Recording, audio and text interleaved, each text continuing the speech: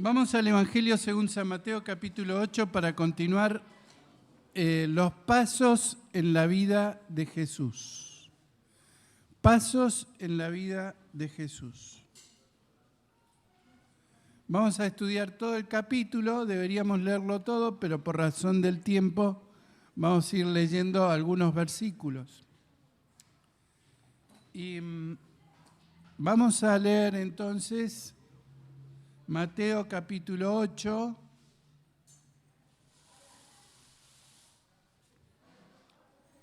versículo 1, Mateo capítulo 8, versículo 1.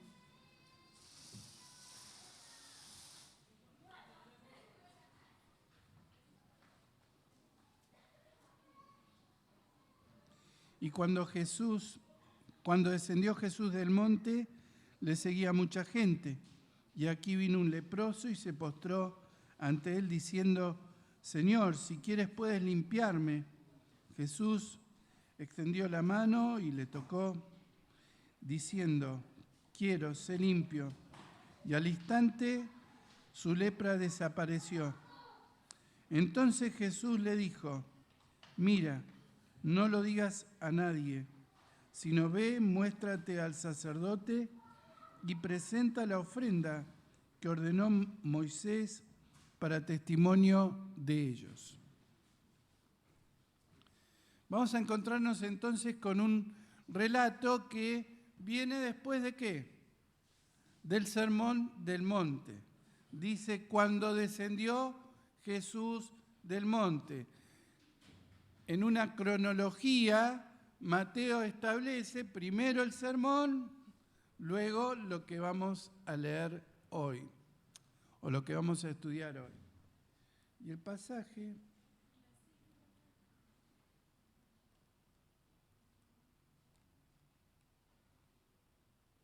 Ahí andó.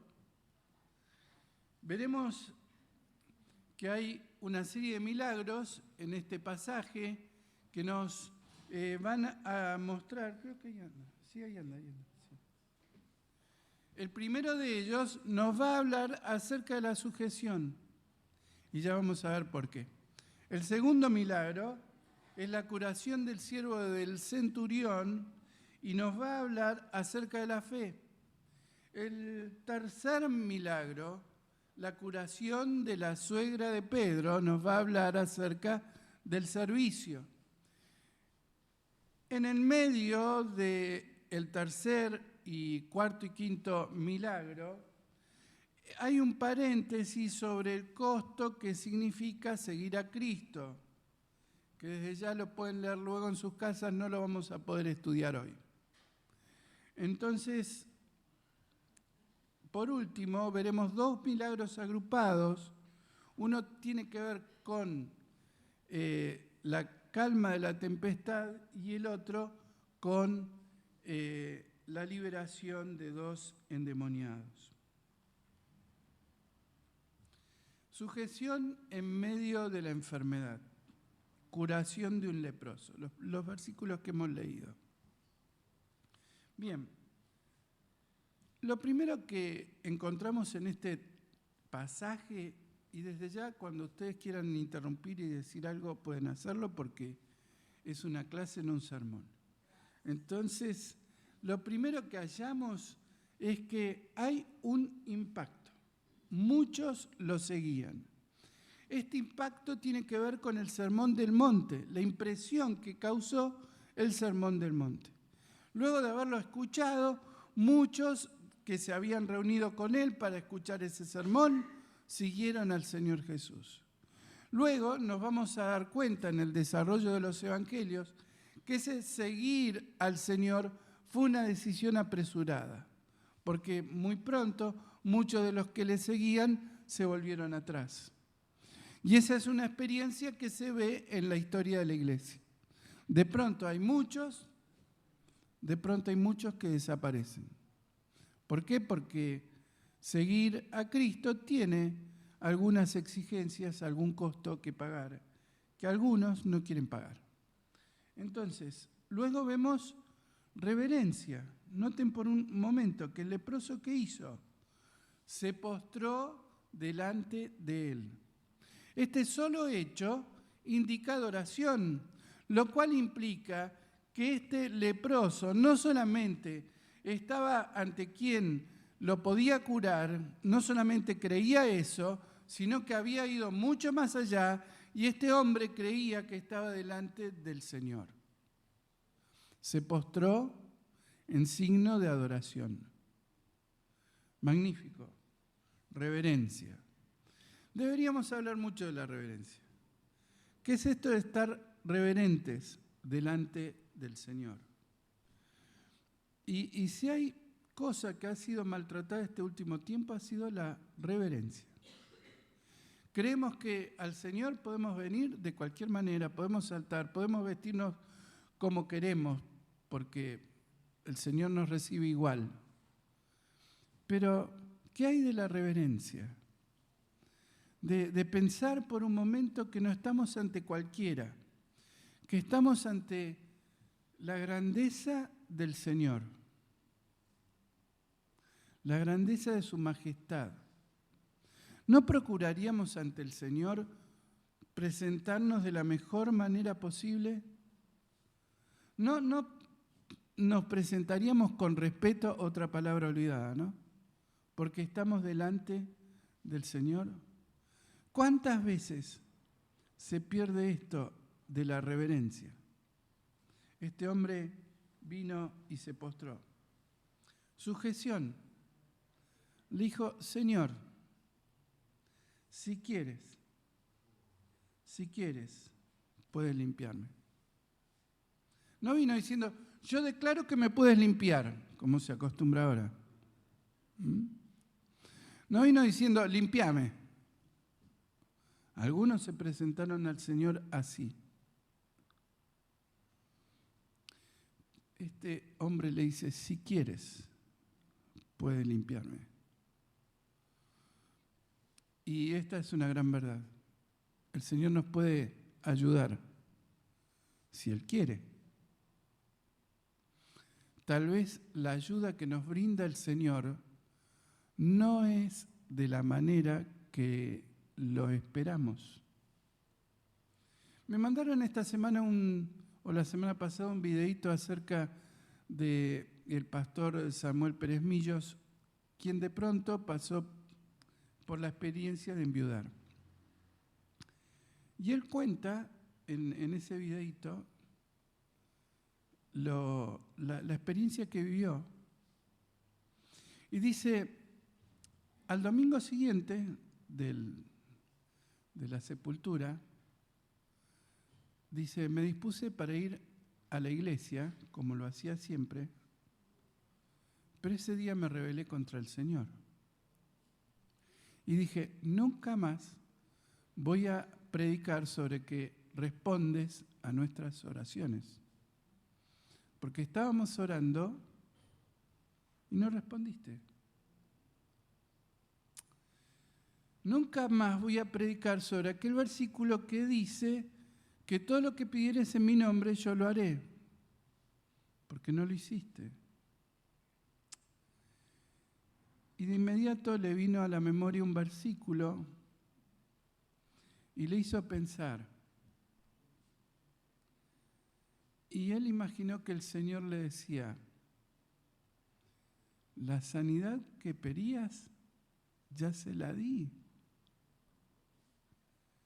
Ya no sufre más. La enfermedad que tenía ya la curé. Y no hay muerte nunca más. Maravilloso, ¿verdad? Pensar en que Dios responde a veces, de la manera que no esperábamos, pero responde. Sí. Bueno, mi memoria está variada. Después te lo mando. Después te lo mando. Pero no sé, después se los mando. Lo iba a ofrecer porque iba a ser más justo que yo repita la historia, pero qué bueno es pensar en ello, ¿verdad? Sujeción en medio de la enfermedad. Hay veces, ¿qué hubiera pasado si este hombre no hubiera sido curado? ¿Hubiera afectado su fe? No. Estoy seguro que no. Fe. Paso siguiente, fe. Este hombre efectivamente creía que el Señor lo podía curar. Sujeción, fe. Resultado final, limpieza. Quiero, sé limpio. Versículo 8. Le dice el Señor una instrucción extraña. No se lo digas a nadie. Pero anda al sacerdote y cumplí la ley de Moisés. Porque en el Antiguo Testamento estaba bien establecido que quien debía extender el certificado de buena salud cuando era un caso de lepra era el sacerdote. Las formalidades hay que cumplirlas, nos enseña el Señor. Entonces este paso que exigía la ley lo debía cumplir. ¿Sujetarme al Señor es fácil o es difícil? ¿Qué les parece a ustedes? Después le paso el versículo, no te aflijas, no lo busques. Sí, quedó con las ganas. Bien. No, pero no era un versículo sencillo, por eso después se los paso. ¿Sujetarme al Señor es fácil o es difícil? ¿Qué les parece? ¿Es fácil o es difícil? Miren, la voluntad del Señor, ¿cómo es? Buena, agradable y perfecta. Entonces, ¿qué debería ser? Fácil. Debería ser fácil sujetarnos al Señor porque la voluntad del Señor, ¿cómo es? Buena, agradable y perfecta. ¿Y cómo muestra o cómo es nuestra voluntad? Corrupta. ¿Cuál es el problema con nuestra voluntad? Puede hacer el bien. La persona más mala de la tierra tiene 5 minutos en los cuales puede hacer el bien. El resto del día va a hacer el mal, pero en esos 5 minutos puede hacer algo bueno. Nadie es malo a la máxima potencia. Hasta los malos hacen cosas buenas. Esa es la contradicción del hombre. Puede hacer el bien, pero también puede hacer el mal. Le pregunto a mi nieta del medio, que es la más charleta, le digo, Sami, ¿cómo te portaste? Me porté bien. ¿Seguro? Sí, casi todo el tiempo. Casi todo el tiempo. Tiene sinceridad, ¿no? Ante todo. Entonces, el resultado va a ser una puja entre nuestra voluntad, la de nuestra antigua naturaleza y la de la nueva naturaleza. En nuestro ser hay ese debate constante entre hacer la voluntad de Dios y hacer la voluntad nuestra. Es un conflicto que a veces es representado en antiguos dibujos animados con el angelito que te habla de un lado y el diablito que te habla del otro. Porque nos ocurre así, siempre estamos en ese debate interno de entre el bien que quiero hacer y el mal que hago. Entonces, es un debate constante. ¿Y cuándo seremos librados de ese debate? ¿Cuándo seremos librados de esas circunstancias? Cuando efectivamente el Señor nos venga a buscar. Mientras tanto, vamos a estar luchando entre el bien que quiero hacer y el mal que hago. ¿Qué debemos hacer? ¿Qué debemos pujar? Debemos esforzarnos para hacer el bien. Ya sabemos que el mal es lo primero que nos sale. Debemos esforzarnos por hacer el bien. Sujeción. La sujeción de este enfermo entonces nos enseña mucho para comprender la voluntad del Señor. Avanzamos. fe en la enfermedad, la curación del siervo del faraón. En toda esta historia hay un amor desinteresado de este centurión por ese siervo. Tenemos que recordar muy bien lo que significaba ser un siervo. ¿Qué era un siervo? Una palabra más elegante para decir que era un esclavo. ¿Y un esclavo qué era en la mentalidad romana? Una cosa. Es decir, la sociedad estaba dividida y en el último escalón estaban los esclavos. Aquellas personas que no merecían siquiera la libertad. Entonces, es muy importante todo esto porque nos está mostrando que este hombre, este centurión, dio un avance muy importante.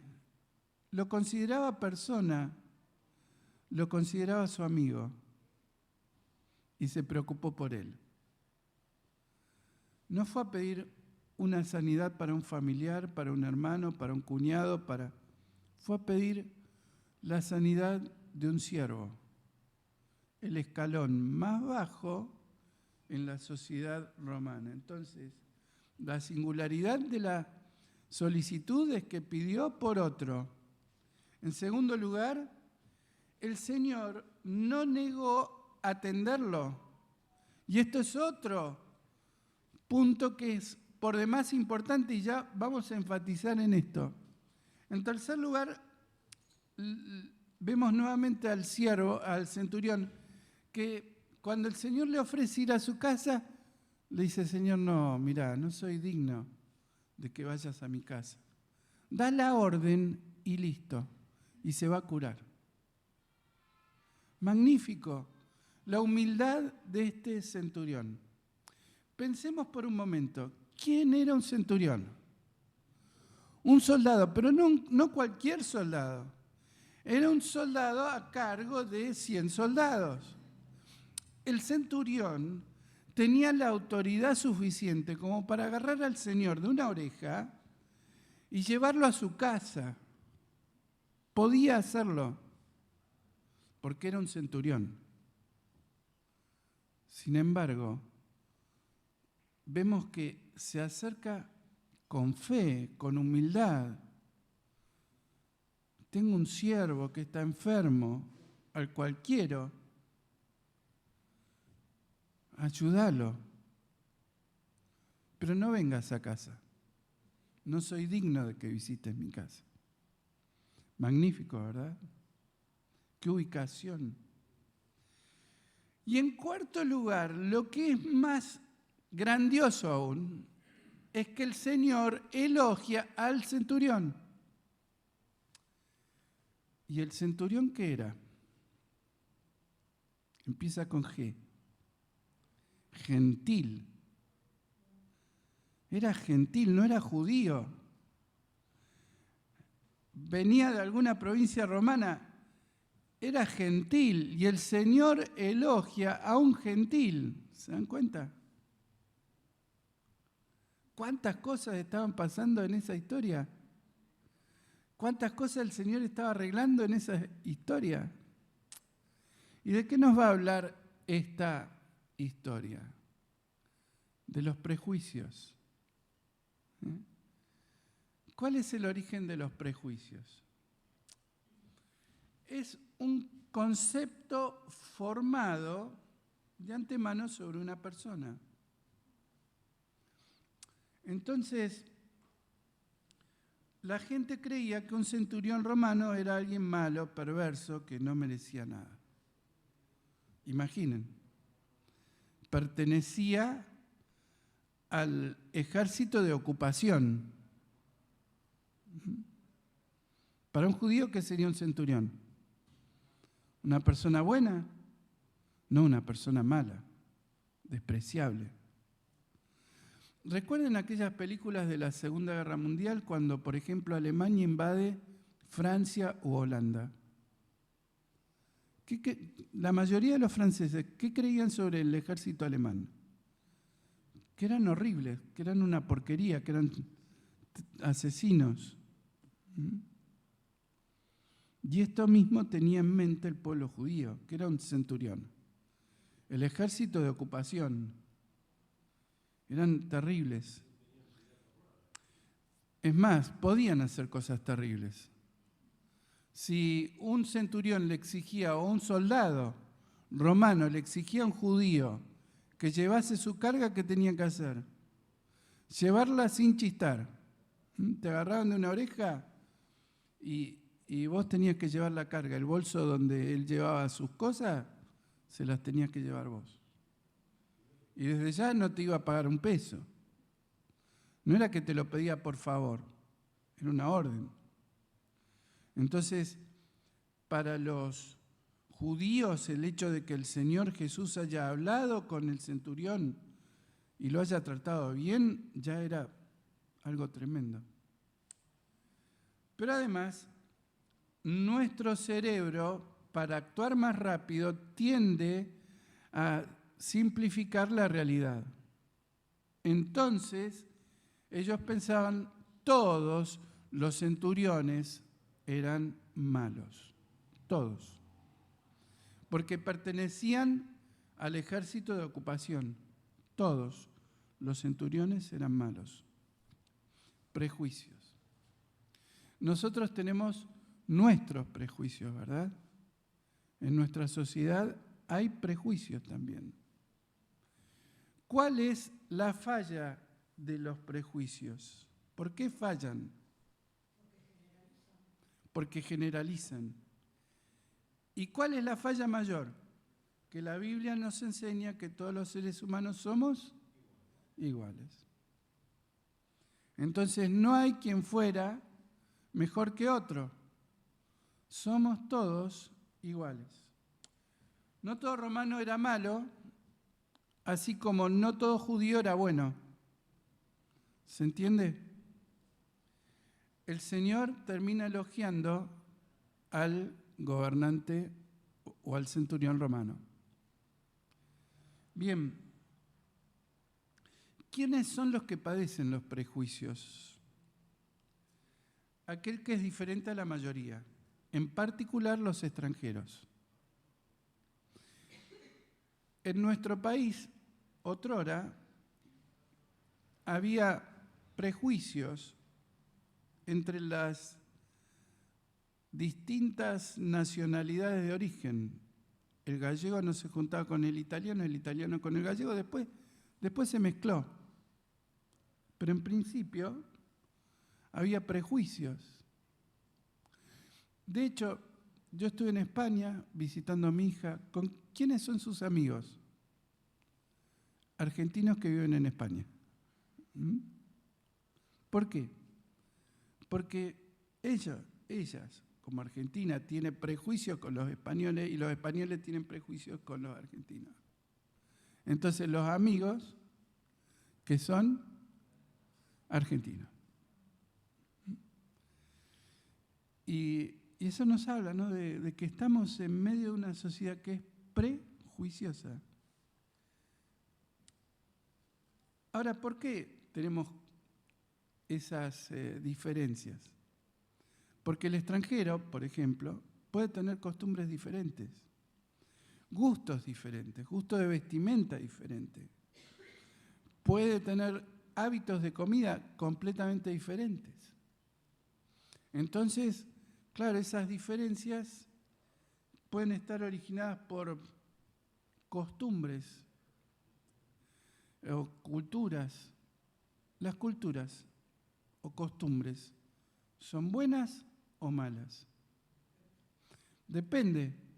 Puede que no sean ni buenas ni malas, son diferentes. Me acuerdo hace muchos años atrás, había una familia coreana que estaba viniendo a la iglesia. Vos entrabas a la casa y había un olor diferente, fuerte. Y ese olor diferente se lo sentías hasta en la ropa. ¿Cuál era ese olor? Los condimentos que utilizaban para la comida. En todos lados. impregnado. Condimentos fuertes. Ni te quiero contar la vez que nos invitaron a cenar. Cenando casi en el suelo, la sola maniobra de sentarte casi en el suelo ya es un lujo. Y en platitos todos así, que vos tenías que mojar esto, mojar lo otro y ponerte algo en el pan. ¿Viste? Costumbres diferentes. Una antigua oración judía decía: bendito eres tú, Señor, Dios del universo, porque no me hiciste gentil, no me hiciste esclavo y no me hiciste mujer.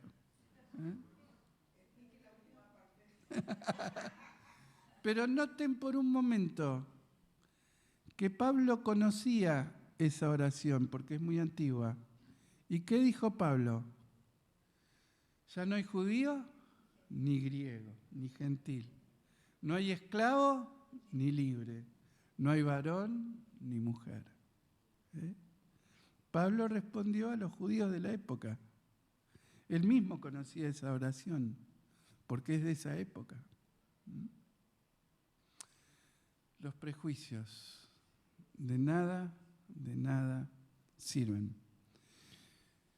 Los hombres nos especializamos en construir barreras que nos separan entre sí. ¿Qué hace Dios? Rompe con cada una de esas barreras. La fe del centurión, por un lado, completamente desinteresada, y por otro, la respuesta del Señor, que rompe con todos los prejuicios que cualquiera pueda haberse formado.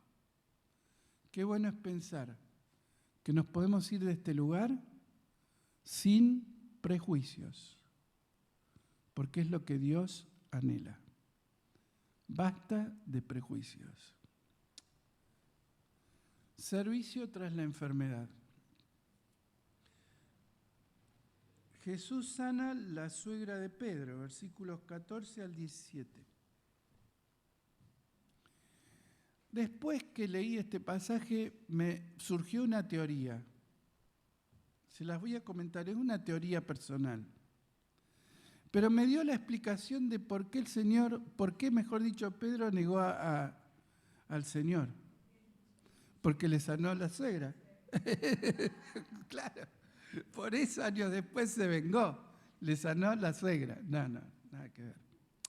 Pero hay algo que me llamó mucho la atención y ya se los voy a comentar. Vamos a los hechos. El Señor visitó la casa de Pedro, era la casa de Pedro, donde vivía ¿con quién? Con su familia, era un hombre casado. Esto para los católicos que tienen ahí algún problema, era un hombre casado.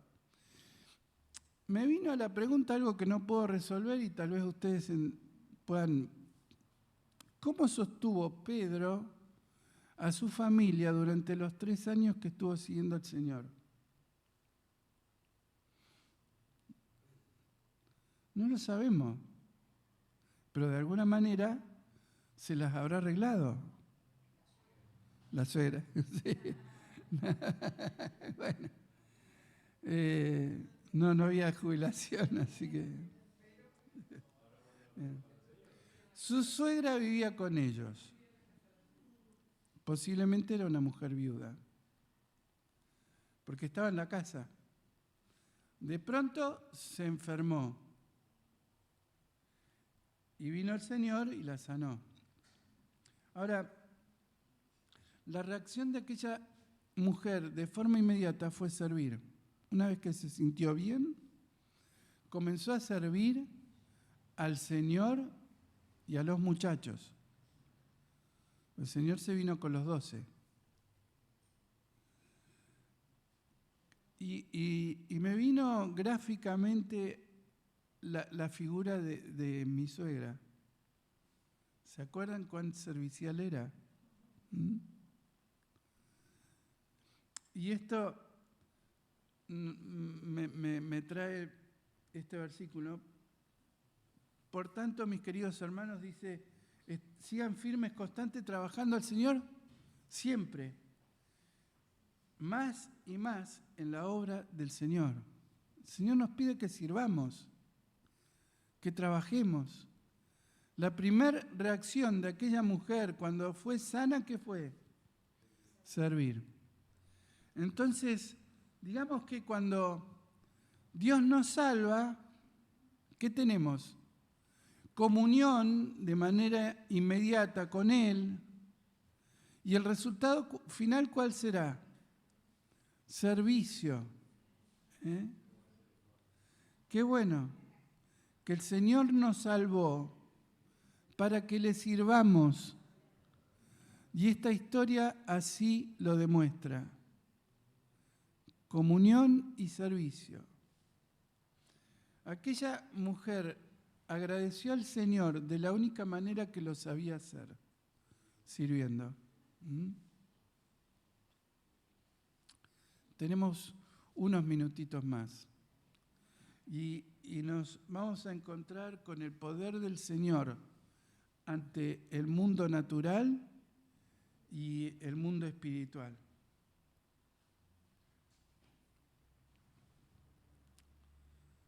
El hombre no puede controlar la naturaleza.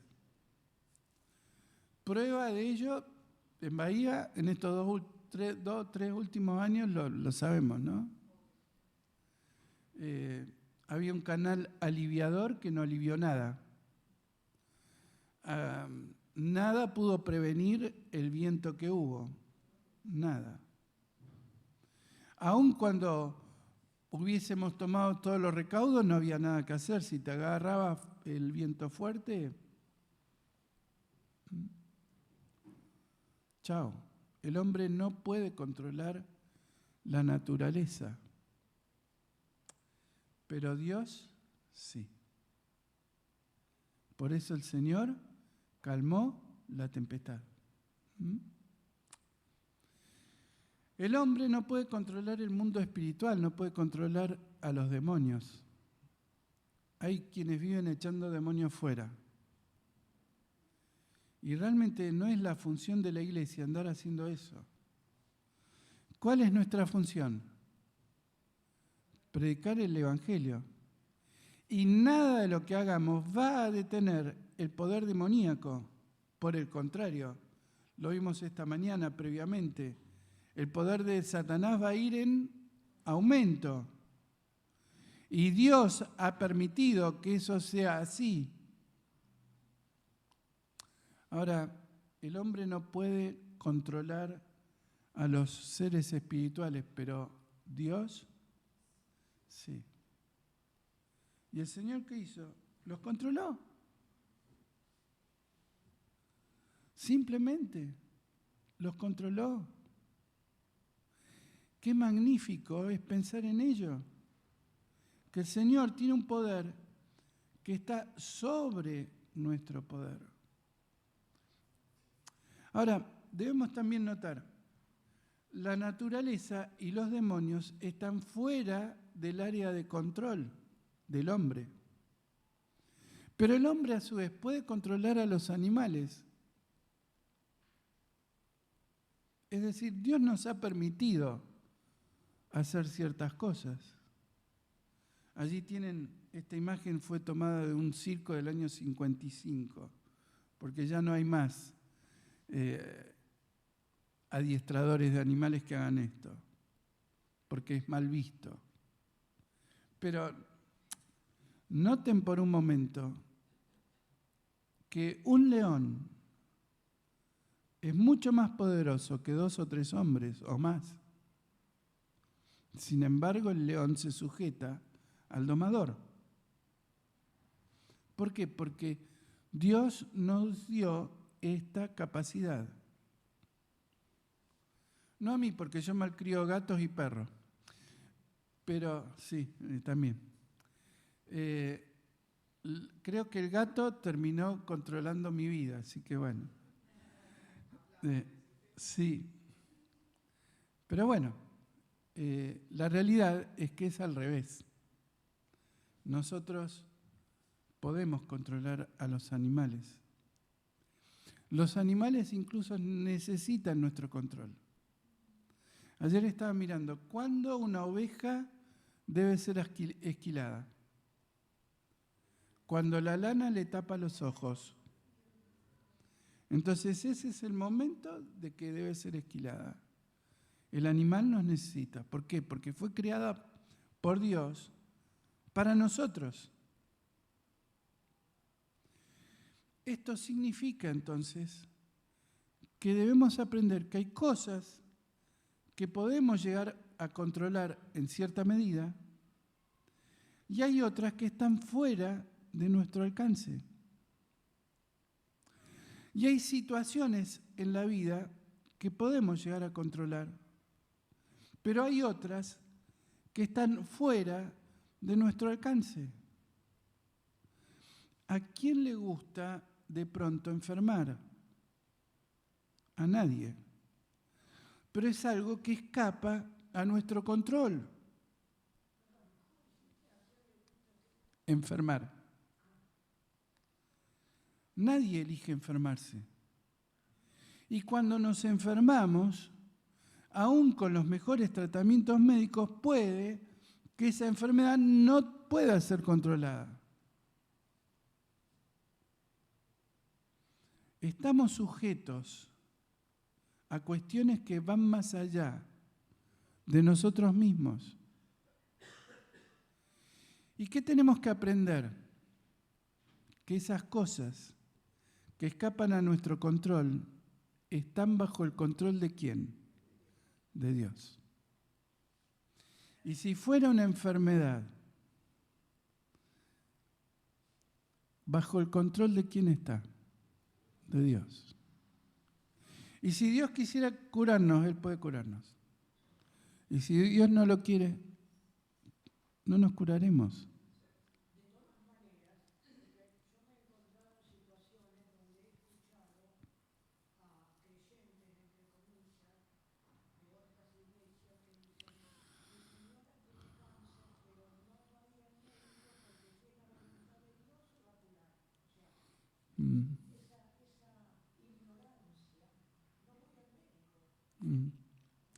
Pero no surge de las Escrituras.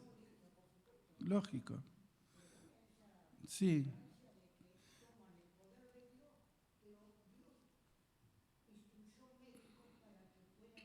Es lamentable, pero hay creyentes que llegan a pensar así. No obstante, nosotros debemos irnos con la idea de que hay cosas que el Señor sí puede controlar. Y aún en la situación horrible que nos toque vivir, en el descontrol de una enfermedad, el Señor está haciendo algo. No sabemos qué, pero Dios está haciendo algo.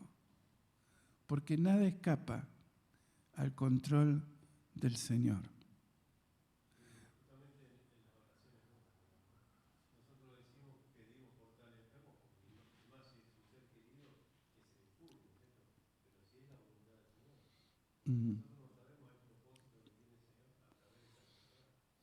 Exacto. Hay veces, incluso aunque suene difícil decirlo, hay veces la muerte es un acto de liberación para el enfermo. Porque hay veces, si la enfermedad hubiera continuado, la degradación de la persona hubiera sido aún mayor.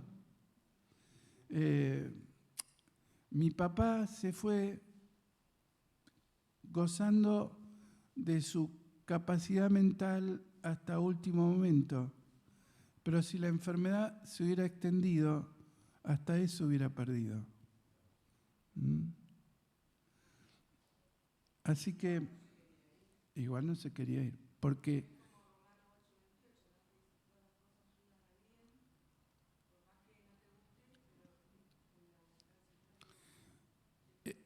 es como dice Pablo, que morir le era ganancia. Pero él estaba en un aprieto. No sabía si marcharse, que era mucho mejor, o quedarse por servicio a los hermanos, por amor a los hermanos. Era el debate que él tenía. Y qué bueno es pensar que Pablo elegía servir al Señor hasta el último momento posible. Creo que estos milagros que hemos visto del Señor en el día de hoy, en este paso número 26 que hemos visto de la vida del Señor Jesús, nos ayudan a comprender algo más. Nos ayudan a entender esto del propósito de Dios. Y lo puse, vamos a verlo. Nos enseñó acerca de la sujeción, de la superación de los prejuicios y del servicio como resultado final del favor de Dios. Que el Señor nos bendiga para que podamos hacernos carne de estas magníficas narraciones del Evangelio de Mateo. Oramos al Señor para despedirnos. Padre Celestial, te agradecemos porque hemos podido compartir este tiempo juntos, hemos hecho un recorrido más acerca de los pasos en la vida del Señor Jesús y queremos pedirte ahora que tú nos bendigas en el resto de esta semana para que realmente podamos honrarte en cada una de las acciones y deberes que llevemos adelante. Te pedimos esto en el nombre del Señor Jesús. Amén.